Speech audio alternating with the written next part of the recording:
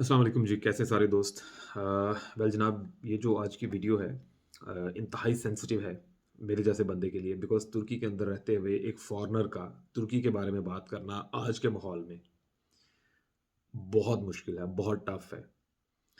ये जो इलेक्शन हो रहे हैं अ, मेन तो 2 ही कैंडिडेट्स हैं, तैयब एर्दोग़ान आक पार्टी, एके पार्टी और दूसरी सीएचपी जिसको यहाँ पर जेएचपी कहते हैं। तैयब एर्दोग़ान सिंगल हैंडेडली लीड कर रहे थे पिछले 25 ईयर से एक बहुत लंबा एरा। आज का तुर्की जिसे हम जानते हैं, देखते हैं, आप लोग विज़िट करते हैं या आप लोग जानते हैं, इसमें बहुत बड़ा हाथ तैयब एर्दोग़ान का है इसको इस लेवल तक लेके आने में। लेकिन एट द सेम टाइम यहाँ के लोग चूँकि ये थर्ड जनरेशन में तैयब एर्दोग़ान एंटर हो रहे हैं और अपना 4th टेन्योर 2 दफ़ा पीएम और फिर प्रेज़िडेंशियल जीत के और ये सेकंड टाइम प्रेज़िडेंशियल, तो बहुत सारे लोग चेंज भी चाह रहे हैं।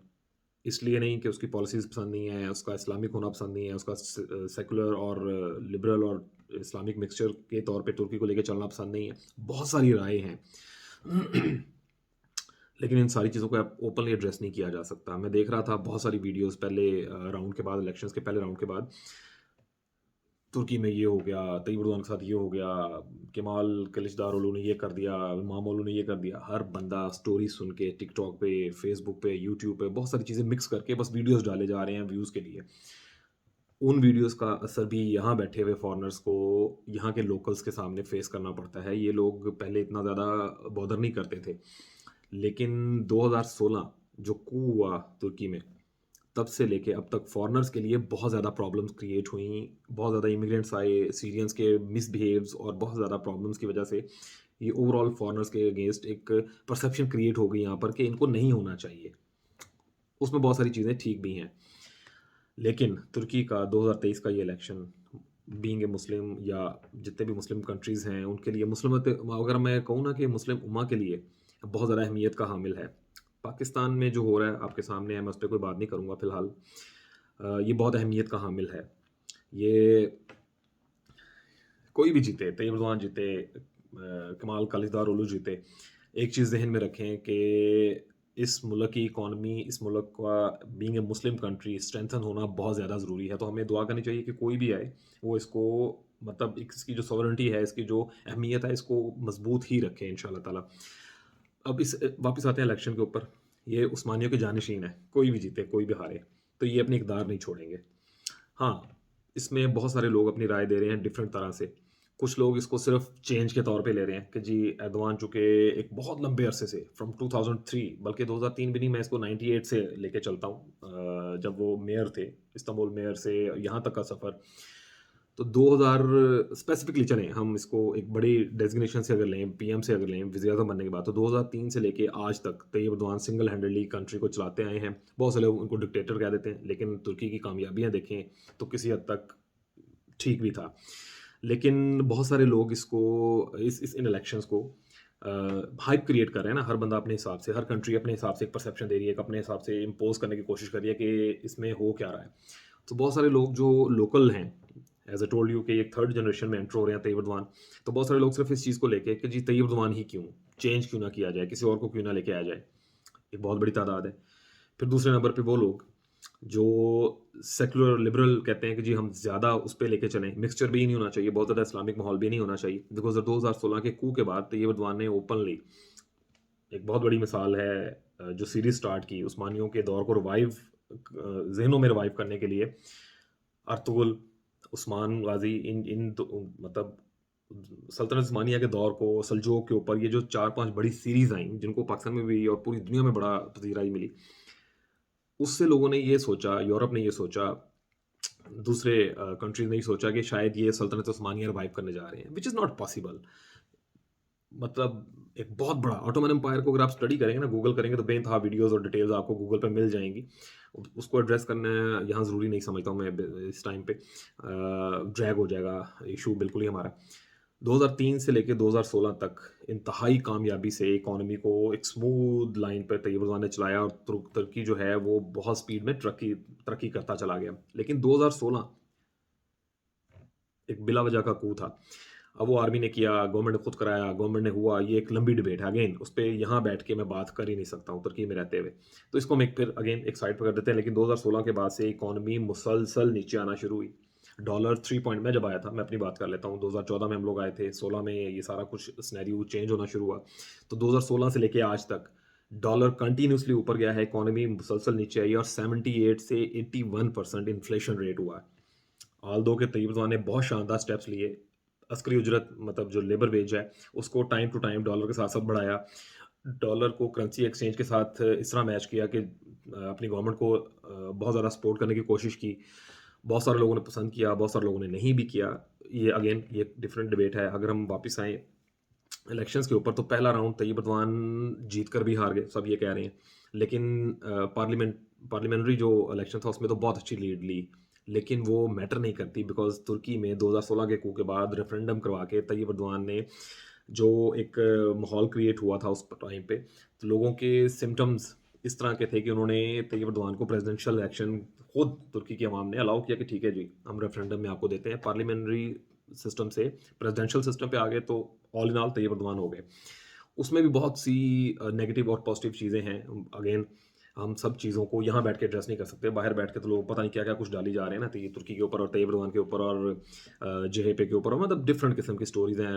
लिटरली यार, छोड़ दो। मतलब यहाँ बैठे हुए लोगों को, जो यहाँ फॉरेनर्स आपके जो कंट्रीमैन्स बैठे हुए हैं ना, पाकिस्तानी और इंडियंस, हम लोगों को यहाँ फेस करना पड़ता है, लोगों के जवाब देने पड़ते हैं, जो कि आपकी कही हुई फ़िज़ूल बातों को लोग टॉन्ट करते हैं कि तुसी कौन हो?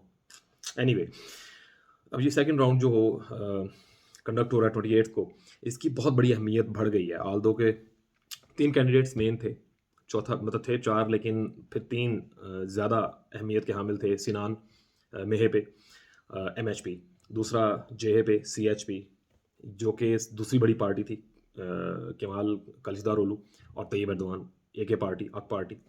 इन तीनों में बड़ा सोचा जा रहा था कि बहुत टफ मुकाबला होगा, लेकिन तय्यब एर्दोग़ान बहुत अच्छी लीड के साथ गए। अगेन 50% के करीब पहुंच गए थे, जस्ट माइनर सा।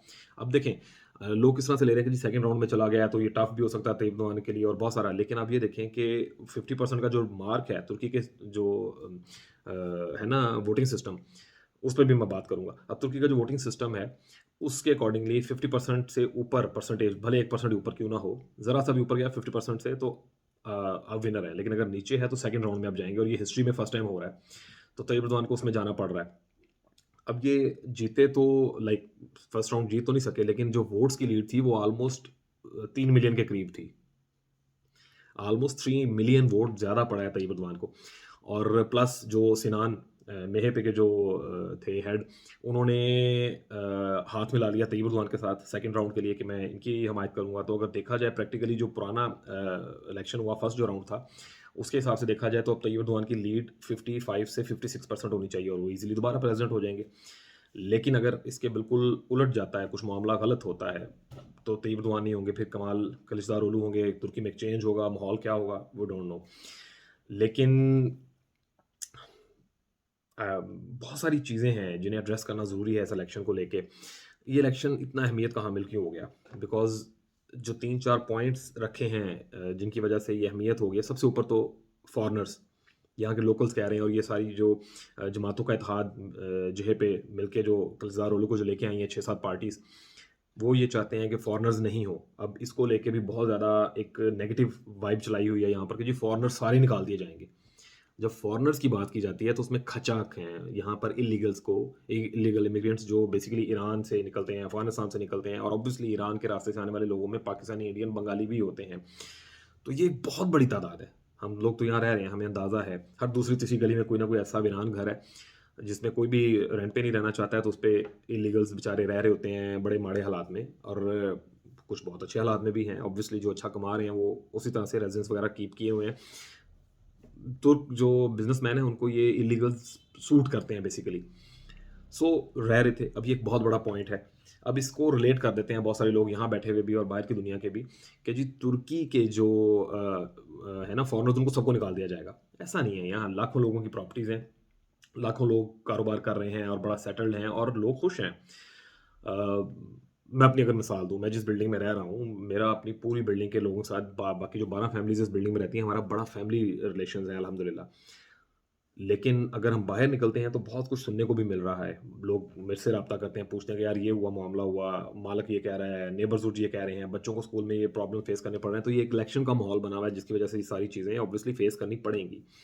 तो ये एक बहुत बड़ा पॉइंट है। इसको मैं सबसे ऊपर रखता हूँ। दूसरे नंबर पे जो इल्लीगल्स सीरियन थे, उन्होंने यहाँ पर बड़ा मेस करके रखा हुआ है पिछले 5-6 साल से जिसकी वज़ह से और चूँकि तैयब उर्दवान ने उनको सपोर्ट किया था, तो ये उनके खिलाफ एक पॉइंट बन गया। और पहले तो मैं नहीं कहता था, बीइंग ए मुस्लिम मैं सोचता था नहीं यार ये तैयब उर्दवान ने ठीक किया, लेकिन उन्होंने जो माहौल बना दिया यहाँ पर, चोरी-चकारी, सख्ती, लड़ाइयाँ और बहुत सारी और ऐसी चीज़ें जिन्हें एड्रेस करना अगेन इस टाइम पे इस व्लॉग में ज़रूरी नहीं है। तो सीरियंस ये बहुत बड़ा नंबर है। मोर देन ये सब मिला के 5 से 6 मिलियन लोग हैं, जिन्होंने बहुत सारी चीज़ें डिस्टर्ब करती हैं आपको। अब इनको मतलब जितना मर्ज़ी आप खींचते रहें। तीसरा इकोनॉमी 2016 से लेके आज तक as I told you just earlier in this vlog के मुसलसल डॉलर ऊपर जा रहा है, इकोनॉमी नीचे आ रही है, इन्फ्लेशन रेट 78 से 81% बढ़ा। ये बहुत बड़ा पॉइंट था। एक दूध का डब्बा जो हम आज से 5-6 साल पहले पौने 2 लिरा का 2 लिरा का या पाकिस्तानी ₹40 बनते थे उस टाइम पे और आज के दिन में 2 लिरा जो हैं वो बनते हैं रफ़ली कुछ पाकिस्तानी अगर मैं पैसों में बात करूँ तो 60-61 30-31 रुपीज़ ठीक है।